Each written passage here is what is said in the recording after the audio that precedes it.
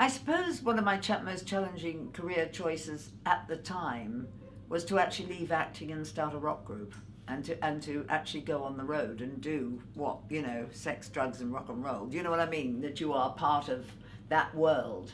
And I found that quite scary, but at the same time very liberating, because it was actually, there was something so mad and in your face about it that you know, and you get such a reaction from the people. But I mean, that was a career choice, because I mean, I was doing it for 3.5 years.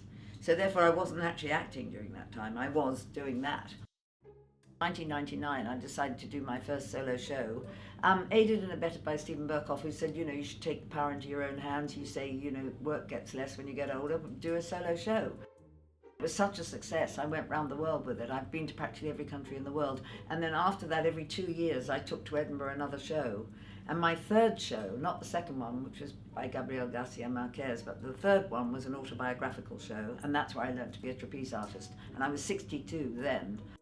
The show was called No Fear, and it was about fear, about what people are frightened of and what they're not, and some of my wild things that I did in my youth. It was a very successful show, and that show went round the world as well. And I did a series of shows, and that you know, that was a scary opening into another new world, of which I seem to be going to be doing another one, which I'm just in development over. After I saw I wouldn't do any more, but that'll be number 8. And then doing Hamlet with the puppets, the Georgian puppets. That was probably the most challenging show. We rehearsed in Tbilisi with this mad puppeteer director who was like a god.